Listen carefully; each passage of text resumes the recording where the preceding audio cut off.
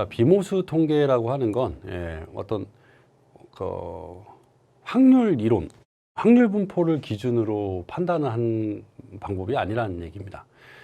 그러니까 확률 분포는 이제 대표적으로 이제 정규 분포가 있었죠. 이렇게 생긴.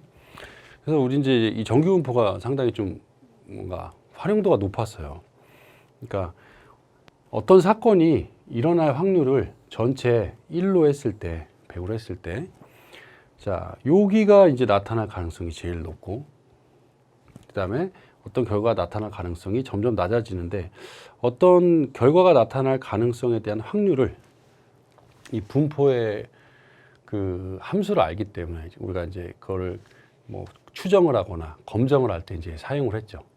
자, 그런데 이런 이제 비모수 통계 같은 경우는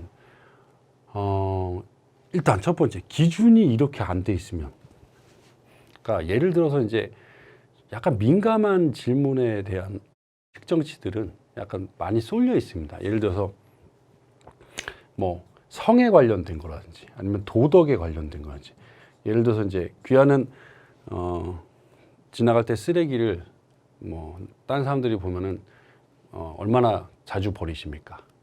뭐 1번 전혀 버리지 않는다. 5번 매우 자주 버린다. 그러니까 이런 간단한 질문이라고 하면 대부분이 전혀 버리지 않는다. 그리고 5번에 가까울수록 거의 없을 거예요. 자, 하나의 표본으로 얻어진 결과가 정규 분포를 따르지 않아도 상관은 없는데, 중요한 건 평균의 역할을 하냐가 중요한 거거든요. 이게 만약에 평균을 내서 2.1이라고 하는 결과가 나왔다고 해볼게요. 또 이런 조사를 계속 반복해서 나타나는 분포는 정규 분포를 일 겁니다. 어쨌든 간에 이 평균만 가지고 하는 거니까. 그런데 이 자체가 중심이 중심의 역할을 못하는 그런 측정치라면 이건 좀 문제가 있는 거죠. 그래서 기준 자체를 정규 분포로 세우지 못하는 경우가 민감한 경우에는 발생을 합니다. 두 번째 더 중요한 거는 표본수 때문에 그런 거예요. 표본수.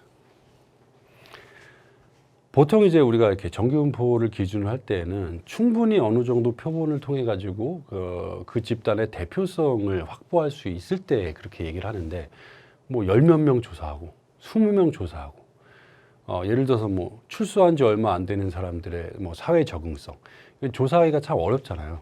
조사도 잘 안 할 테고. 자, 그런 경우라면은 이런 이제 표본수가 충분히 크지 않기 때문에, 자, 이렇게 많이 시뮬레이션 했을 때 나타날 수 있는 이런 이론적 분포를 가정하기에는 무리수가 있을 수 있어요. 그러니까 억지로는 할 수 있겠지만 꾸역꾸역 하다가 틀릴 수도 있겠죠. 그래서 고안된 방법들이 이 모수, 즉 여기서 모수라고 하는 건 결국은 이론 분포예요.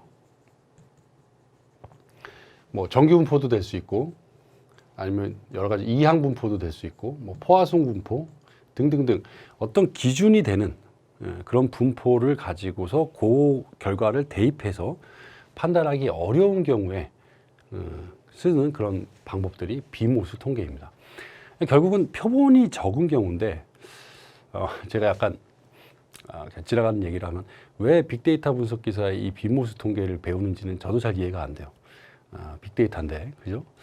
그냥 좀 긍정적으로 생각하면 뭐 어쨌든 간에 빅데이터를 하든 스몰 데이터를 하든 뭐 어쨌든 방법론에 대해서 많이 알아두면 좋으니까 그냥 긍정적으로 시험 범위에 들어가 있는 것을 그냥 뭐 학습의 확장이라고 보겠습니다.